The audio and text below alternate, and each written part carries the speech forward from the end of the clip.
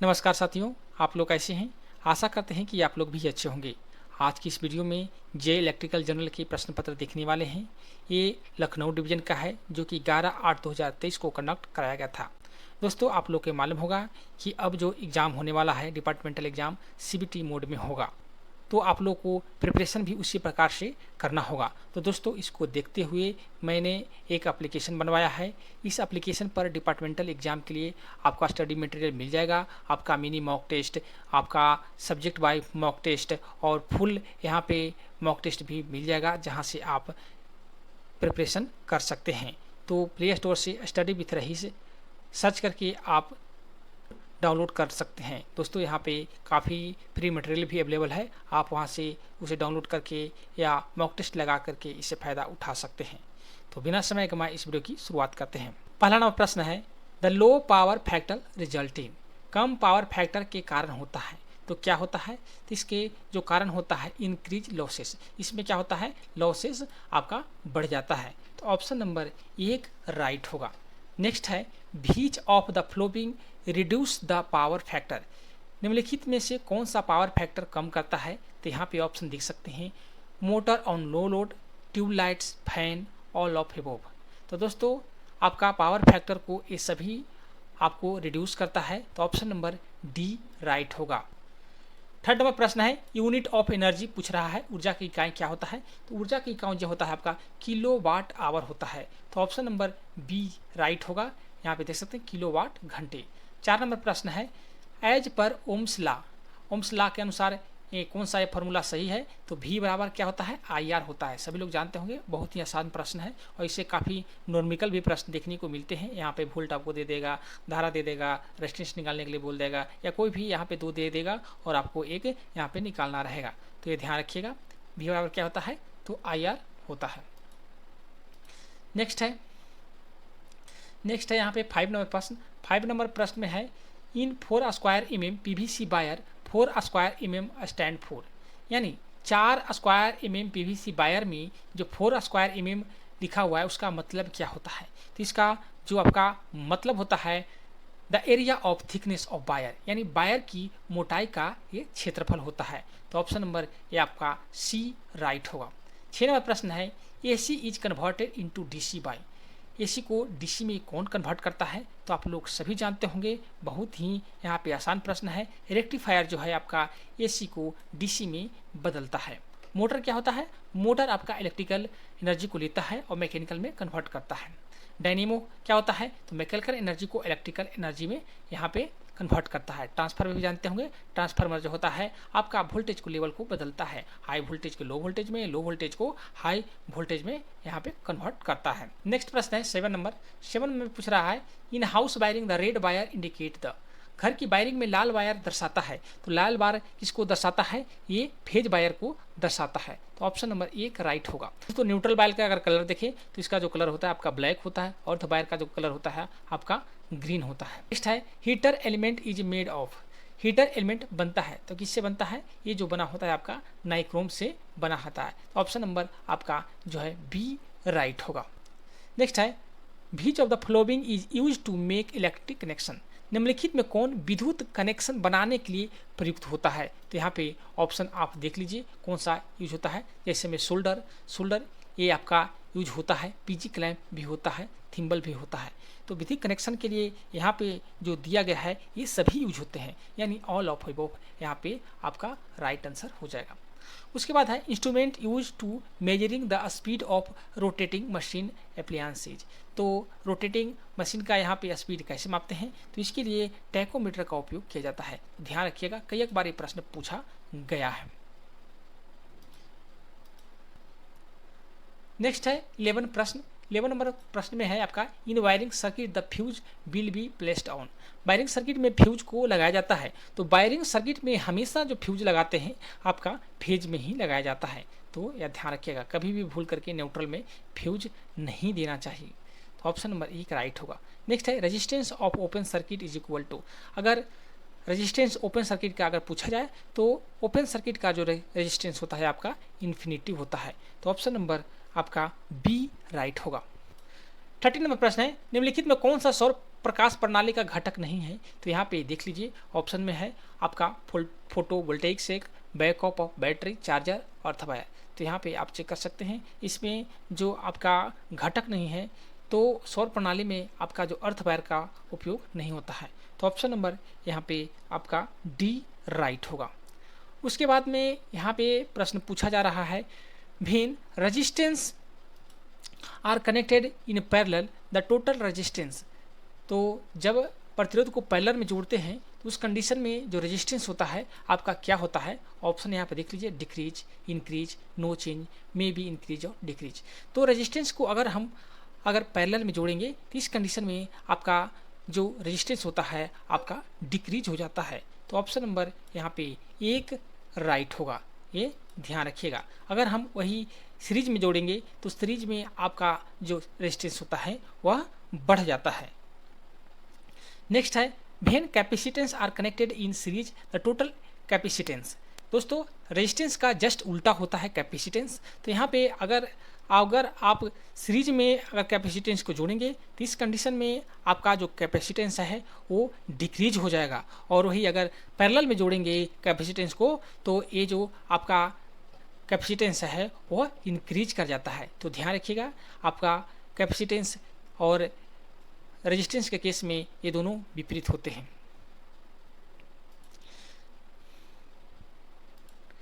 Next प्रश्न है, the size of copper wire use for point wiring in a square mm। Point wiring के लिए तांबे wire की साइज कितना mm होता है। तो पॉइंट वायरिंग के लिए जो तार यूज किया जाता है 1.5 mm का उपयोग किया जाता है। तो ऑप्शन नंबर आपका एक राइट होगा।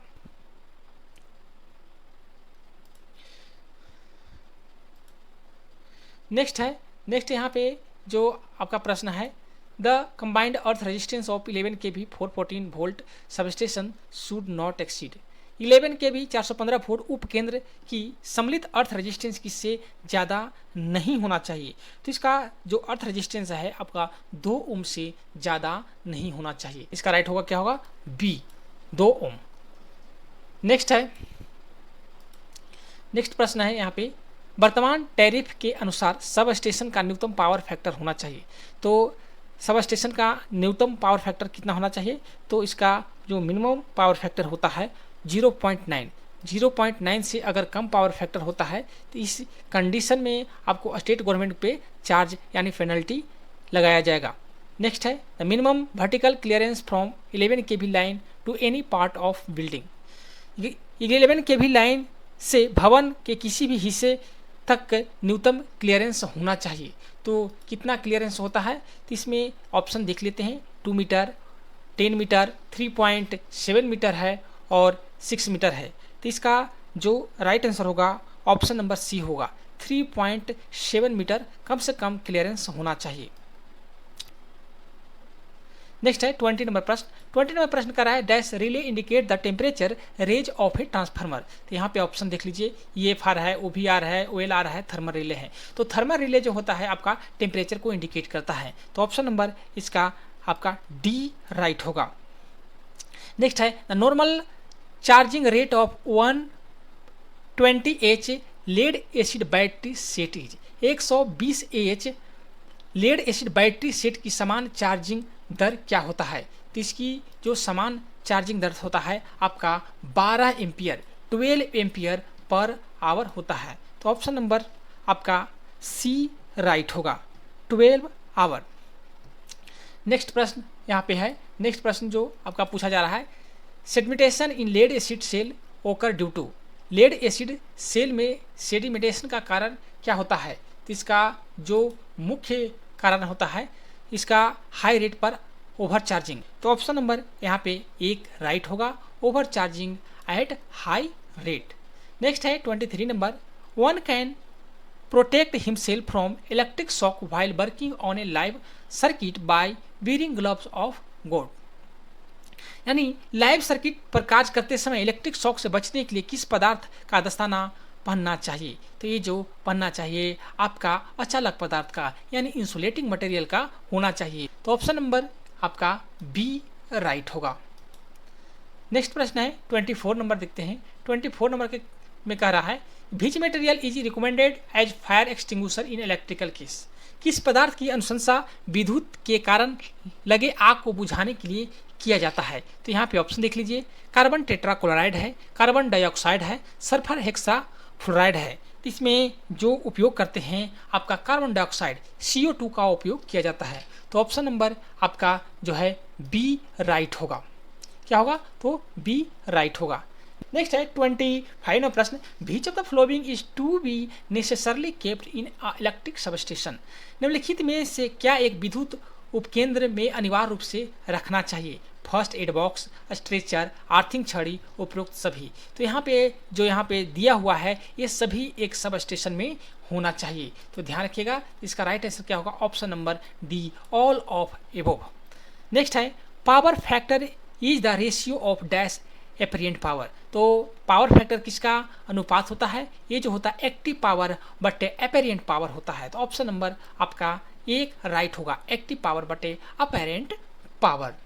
नेक्स्ट है 27 number, core losses in a transformer are caused by, यानी ट्रांसफार्मर में कोर लॉस का कारण होता है। तो क्या कारण होता है? हिस्टेरेसिस लॉस है, एडी करंट लॉस है, बोथ है, नन है। इसका right answer option number C होगा, hysteresis loss and eddy current loss. Option number C right होगा।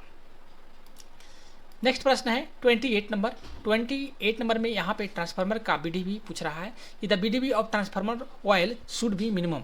ट्रांसफार्मर में तेल का न्यूनतम BDB होना चाहिए। तो इसका जो न्यूनतम BDB होता है आपका 30 kV होता है। तो ध्यान रखिएगा कितने होता है? आपका 30 kV होता है। 29 नंबर प्रश्न है, यह भी ट्रांसफार्मर से रिलेटेड है। The material field in breather of transformer is, बहुत बार प्रश्न पूछा गया है, मैक्सिमम एग्जामों में ये सब प्रश्न देखने को मिलते हैं। तो यहाँ पे ऑप्शन देख लीजिए, silica gel, sulphuric acid, SF6 और मिनरल ऑयल। तो इसका राइट आंसर होगा क्या होगा? Silica gel. सिलिका जेल ही होता है जो मॉइस्चर को एब्जॉर्ब करता है। नेक्स्ट प्रश्न है यहाँ, नेक्स्ट प्रश्न है 30 नंबर, the protective device to indicate the internal fault in a transformer. Transformer में आंतरिक खराबी की सूचना देने वाला सुरक्षा उपकरण क्या है? ऑप्शन देख लेते हैं, थर्मल रिले है, ग्लूकोज रिले है, OVR है और EFR है। तो ट्रांसफार्मर में आंतरिक खराबी का सूचना देने वाला डिवाइस होता है वो ग्लूकोज रिले होता है। तो ऑप्शन नंबर आपका बी राइट होगा। नेक्स्ट है open circuit test of a transformer determine. Transformer का ओपन सर्किट परीक्षण निर्धारित करता है। तो यह क्या निर्धारित करता है? तो ओपन सर्किट टेस्ट में आपका जो निर्धारित किया जाता है वह जो होता है आपका आयरन लॉस। आयरन लॉस को ओपन सर्किट परीक्षण के माध्यम से यहाँ पे डिटरमाइन करते हैं। तो ऑप्शन नंबर क्या होगा? एक राइट होगा। नेक्स्ट प्रश्न है 32 number, a step of transformer increase. Step of transformer क्या इंक्रीज करता है? तो ये वोल्टेज को इंक्रीज करता है। तो राइट आंसर क्या होगा? ऑप्शन नंबर आपका सी राइट हो जाएगा, वोल्टेज को। 33 नंबर प्रश्न है, the purpose of conservator tank in a transformer is to. एक ट्रांसफार्मर में कंजर्वेटर टैंक का उद्देश्य क्या होता है? तो इसका जो मुख्य उद्देश्य होता है monitoring the oil level, top of the oil level. तो ऑप्शन नंबर सी राइट होगा, A and B above. Next प्रश्न है यहाँ पे 34 नंबर में पूछ रहा है, which of the following is not a part of transformer installation. यहाँ पे निम्नलिखित में कौन सा ट्रांसफार्मर इंस्टॉलेशन का हिस्सा नहीं है? तो यहाँ पे ऑप्शन देख लीजिए, कंजर्वेटर टैंक होता है, ब्रीदर भी होता है, ग्लूकोज रिले भी होता है, एक्साइटर जो होता है ट्रांसफार्मर में नहीं होता है। तो ऑप्शन नंबर क्या होगा? आपका डी राइट होगा। 35 नंबर है, विच of the flowing parts of a transformer is visible from outside. एक ट्रांसफार्मर में किस हिस्से को बाहर से देखा जा सकता है? तो यहाँ पे bushing, core, primary winding, secondary winding. तो प्राइमरी वाइंडिंग और सेकेंडरी वाइंडिंग जो अंदर होता है, यहाँ पे आप जो बुश होता है, बुश को आप दूर से देख सकते हैं। तो ऑप्शन नंबर यहाँ पे क्या होगा? एक राइट होगा। नेक्स्ट प्रश्न है 36 नंबर प्रश्न में है, the noise produce by a transformer is termed as. एक ट्रांसफार्मर द्वारा उत्पन्न ध्वनि को कहा जाता है, तो इसे क्या बोलते हैं? हम बोलते हैं। तो ऑप्शन नंबर आपका क्या होगा? ऑप्शन नंबर यहाँ पे बी राइट होगा, हम। Maximum permissible earth resistance for building is. इमारत के लिए अधिकतम मान्य अर्थ प्रतिरोध कितना होता है? तो इमारत के लिए जो मिनिमम अर्थ रेजिस्टेंस जो होता है 8 ओम होता है। तो ऑप्शन नंबर डी राइट होगा। नेक्स्ट प्रश्न है यहाँ पे, पाइप अर्थिंग में जीआई पाइप के लिए न्यूनतम आंतरिक व्यास क्या होना चाहिए? तो जीआई पाइप में आपका आंतरिक जो व्यास होता है आपका 60 mm होता है। वही अगर बात करें कास्ट आयरन के, तो कास्ट आयरन के केस में ये जो आंतरिक व्यास होता है आपका 100 mm होता है, तो ये ध्यान रखिएगा। नेक्स्ट है आपका 39वां प्रश्न, earthing arrangement for ST installation substation and generating station should be inspected at interval of. ST स्थापनों और उपकेंद्रों और उत्पाद स्थलों के अर्थिंग अरेंजमेंट का निरीक्षण किस अंतराल पे किया जाता है? तो एसटी के केस में ये जो आपका होगा 12 मंथ पे होता है। कितने मंथ पे होता है? तो 12 मंथ पे होता है, तो ध्यान रखिएगा। आज का राइट आंसर क्या होगा? 12 मंथ यानी 12 महीने। वही अगर यहाँ पे अगर एलटी के केस रहता, एलटी के केस में यहाँ पे जो निरीक्षण किया जाता है आपका 6 महीने पे किया जाता है। The illumination level at a class station should be. एक क्लास स्टेशन पर प्रकाश स्तर इल्यूमिनेशन होना चाहिए, तो ये कितना होता है? तो ये स्टेशन पे जो आपका प्रकाश का जो लेवल होता है ये आपका 50 लक्स होता है। कितना होता है? तो 50 लक्स होता है। वही बी पर देखें तो बी पर आपका 30 लक्स होता है। Recommended number of light point in type 2 quarter. तो टाइप 2 क्वार्टर के अनुशंसित लाइट पॉइंट की संख्या कितने होते हैं? तो इसमें कुल मिलाकर के 6 लाइट पॉइंट होते हैं, तो ऑप्शन नंबर बी राइट होगा। नेक्स्ट है, candela is the unit of beach of the following. Candela निम्न में से किसकी इकाई है? तो कैंडेला जो आपका इकाई है ल्यूमिनस इंटेंसिटी यानी ल्यूमिनस तीव्रता का है, तो ऑप्शन नंबर आपका बी राइट होगा। नेक्स्ट है 43 number, the colour of sodium vapour discharge lamp. Sodium vapour discharge lamp का रंग कैसा होता है? तो सोडियम वेपर डिस्चार्ज का जो रंग होता है आपका येलो होता है, तो ध्यान रखिएगा कैसा कलर होता है, तो येलो कलर का होता है। नेक्स्ट है 44 नंबर। 44 नंबर में यहाँ पे जो प्रश्न है, a reflector is provided in a lamp to. एक लैंप में रिफ्लेक्टर प्रदान किया जाता है, तो किसके लिए ये प्रदान किया जाता है? ये प्रदान जो किया जाता है, protect the lamp, provide better illumination, avoid glare, all of the above. यानी लैंप की सुरक्षा के लिए, बेहतर प्रकाश प्रदान करने के लिए और ग्लेयर से बचने के लिए, ये सभी के लिए आपका यहाँ पे रिफ्लेक्टर का उपयोग किया जाता है। तो इसका राइट आंसर क्या होगा? ऑप्शन नंबर आपका डी राइट हो जाएगा।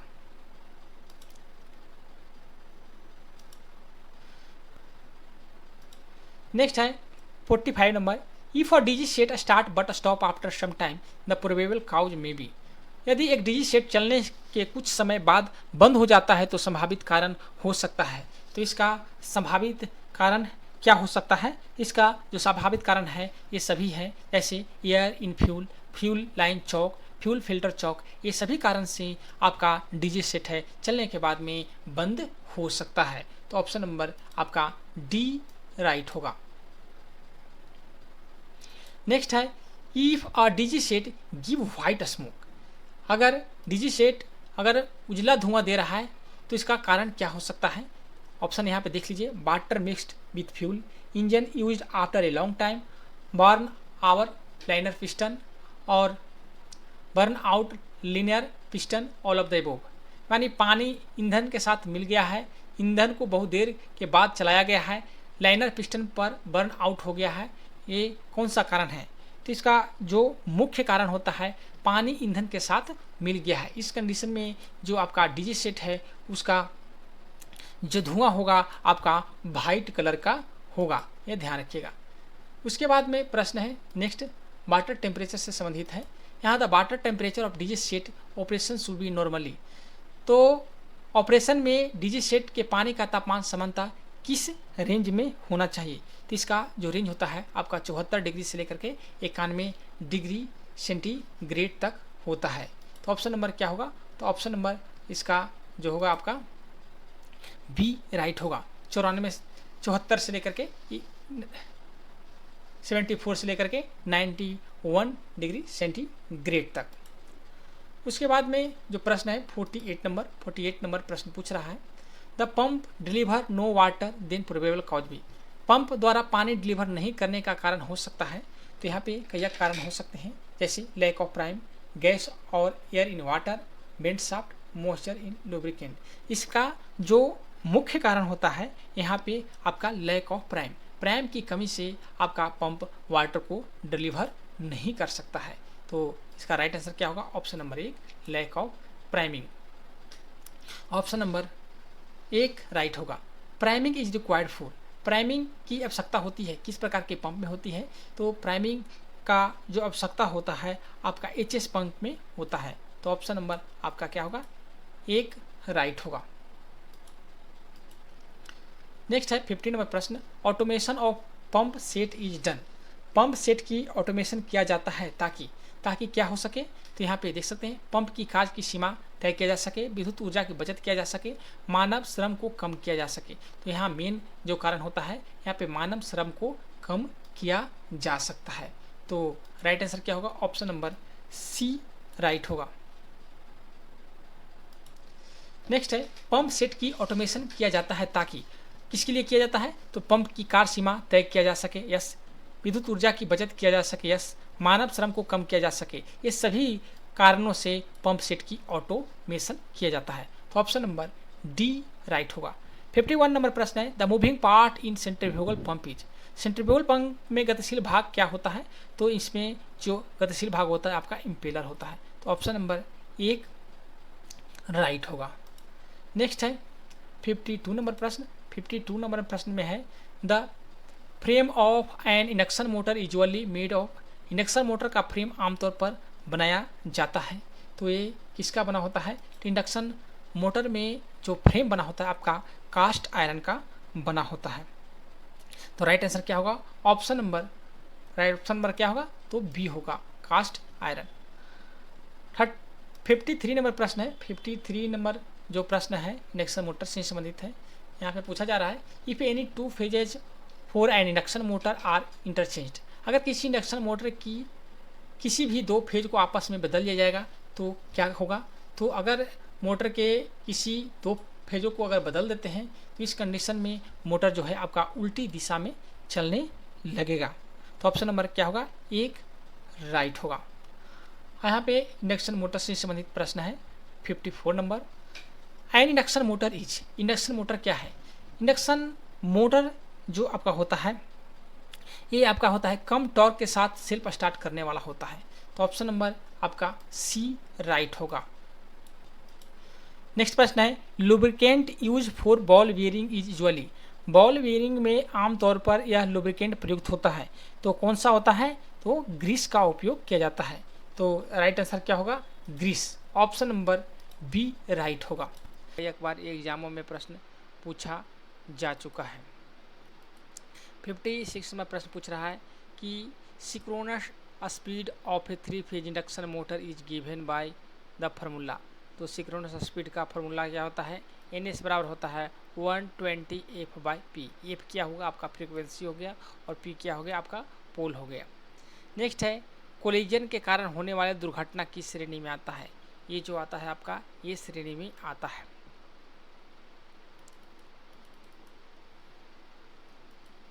नेक्स्ट है, यहाँ पे सपाट का फुल फॉर्म पूछा है, तो इसका फुल फॉर्म होता है self propelled accident relief train. Option number B right होगा। नेक्स्ट है, निम्नलिखित में कौन सा मानव निर्मित आपदा है?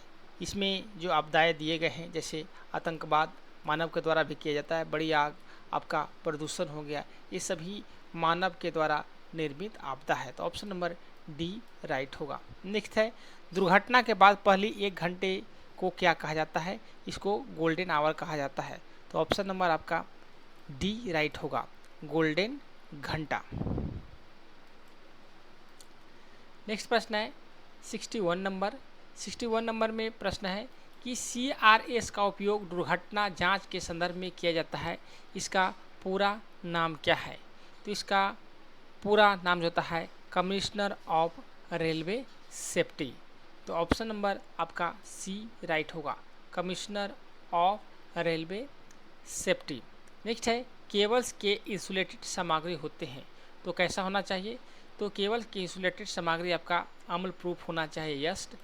B acid proof, be non inflammable, be non hygroscopic, have all have properties. तो ये सभी गुण होना चाहिए एक आपका इंसुलेटिंग सामग्री का।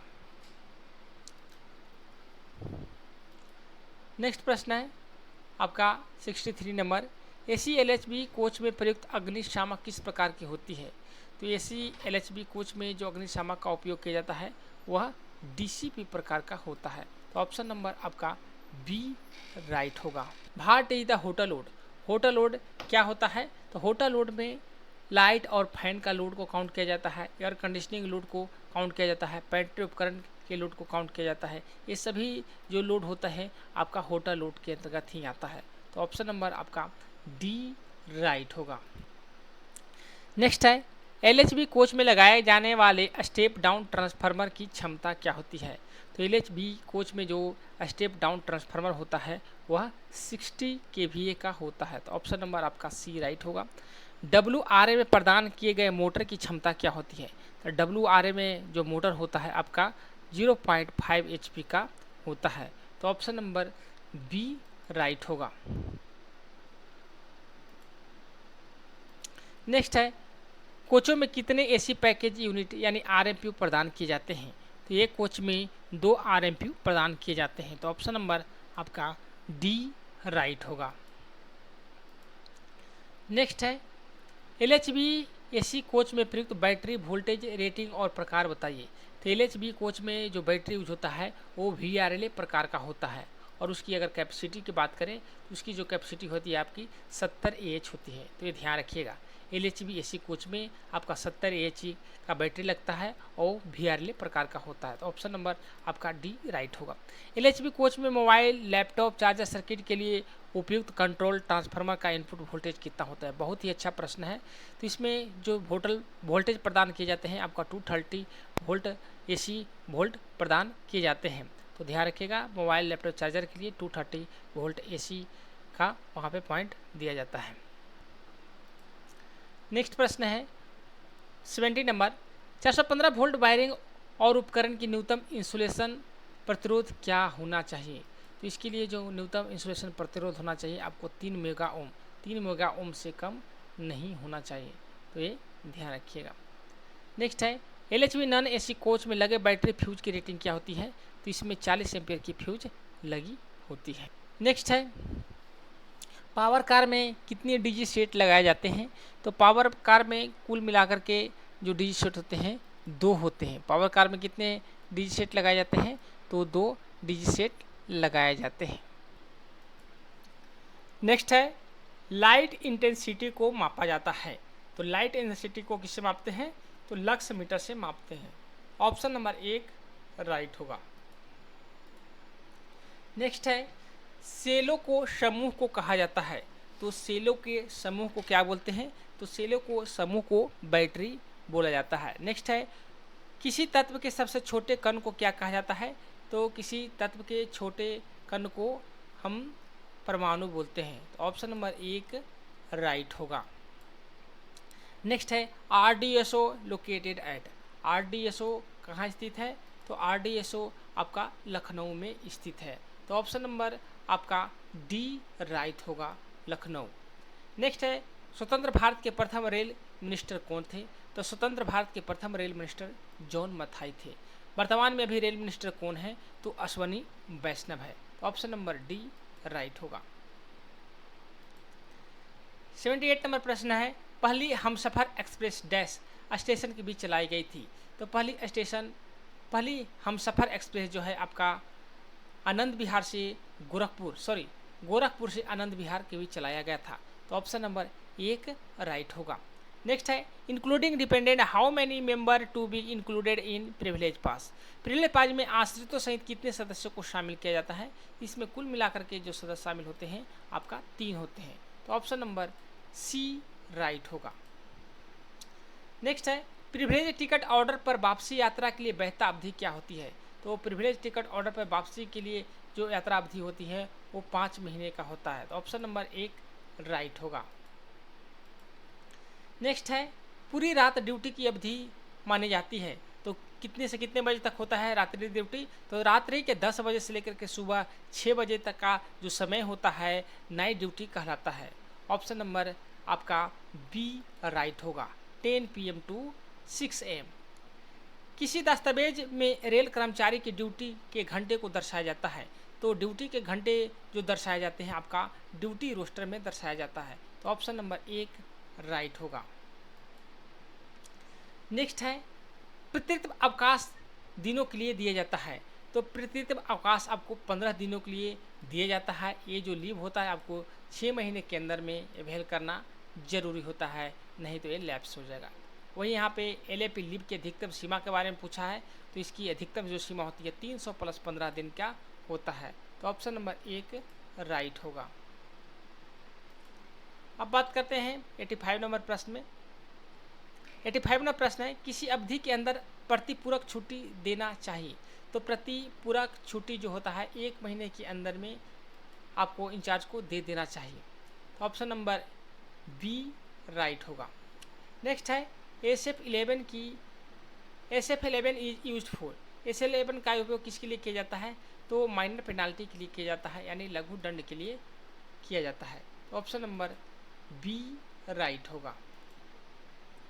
नेक्स्ट है DAR के तहत अपील की अवधि क्या होती है?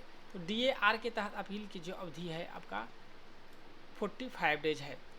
किसे निर्वाह भत्ता प्रदान किया जाता है? तो निर्वाह भत्ता निलंबित कर्मचारी को यानी सस्पेंडेड एम्प्लॉय को प्रदान किया जाता है। तो ऑप्शन नंबर आपका बी राइट होगा।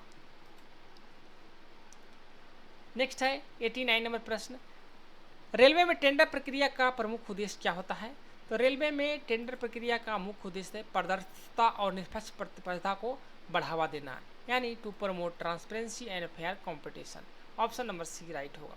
नेक्स्ट है what is the name of high speed train project in India also known as the bullet train.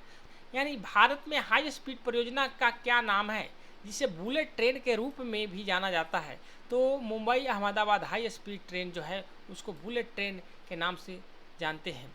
Next है इन 3 phase 415 volt 50 hertz supply the phase two phase voltage.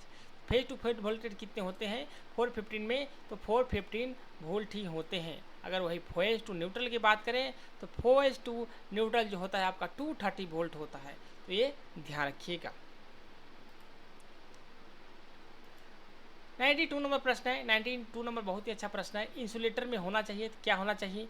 एक insulator को high resistance, high conductance and high conductivity, ये तीनों जरूर होना चाहिए एक अच्छे इंसुलेटर का। तो ऑप्शन नंबर आपका डी राइट होगा।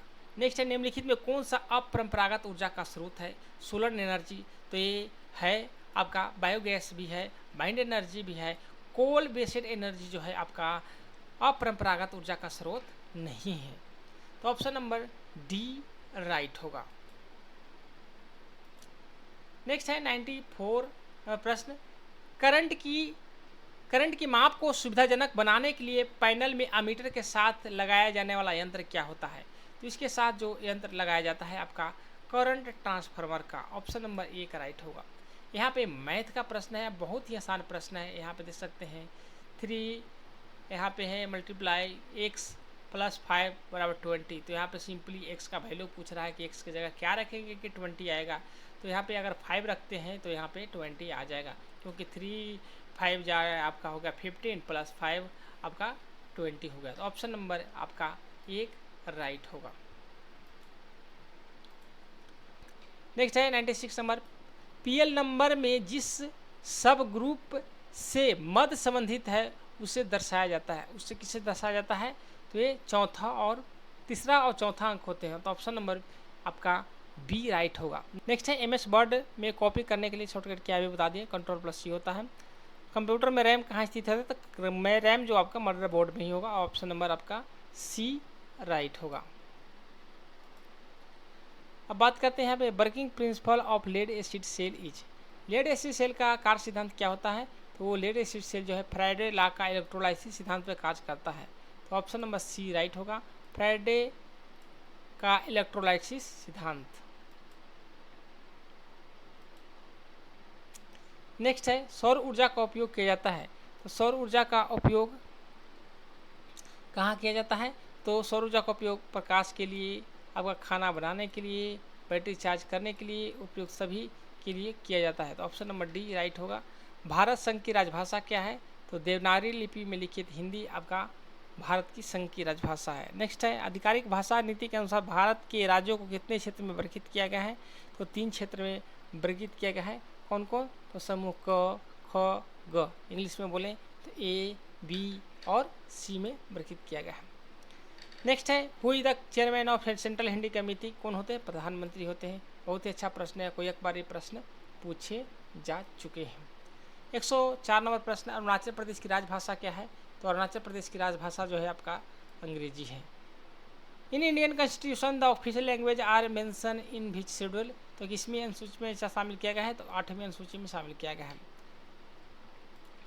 नेक्स्ट प्रश्न है 106 नंबर प्रश्न, इसमें पूछ रहा है किसे हिंदी दिवस किस दिन मनाया जाता है? हिंदी दिवस 14 सितंबर को मनाते हैं। ध्यान रखिएगा, अगर 20 में हिंदी दिवस पूछे तो आपको 10 जनवरी को मनाया जाता है। राजभाषा नियम के तहत वर्गीकृत क्षेत्र कौन से हैं? तो ए, बी और सी हैं, या बोले क, ख, ग हैं।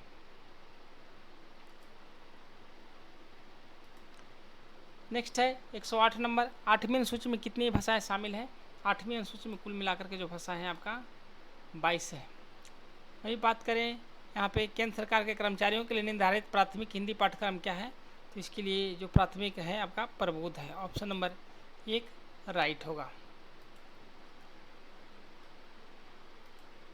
नेक्स्ट है लास्ट का अंतिम प्रश्न, राजभाषा विभाग किस मंत्रालय के अंतर्गत आता है? तो राजभाषा विभाग जो होता है आपका गृह मंत्रालय के विभाग के अंतर्गत आता है। तो ऑप्शन नंबर सी राइट होगा। ऑप्शन नंबर बी राइट होगा, गृह मंत्रालय। तो दोस्तों इस वीडियो में कुल मिलाकर के 120 प्रश्न देखें। आपको ये वीडियो कैसा लगा? अच्छा लगे तो वीडियो को ज़रूर लाइक करें और शेयर करें। और दोस्तों आप लोग बताना चाहूँगा, ये डिपार्टमेंटल एग्ज़ाम को देखते हुए मैंने एक एप्लीकेशन तैयार किया है, जहाँ से आप डिपार्टमेंटल एग्ज़ाम की प्रिपरेशन कर सकते हैं। Mock test, topic by mock test, PDF सारे ये चीज़ें अवेलेबल हैं। तो एप्लीकेशन को ज़रूर डाउनलोड करें और चैनल को सब्सक्राइब करना ना भूलें। वीडियो देखने के लिए धन्यवाद।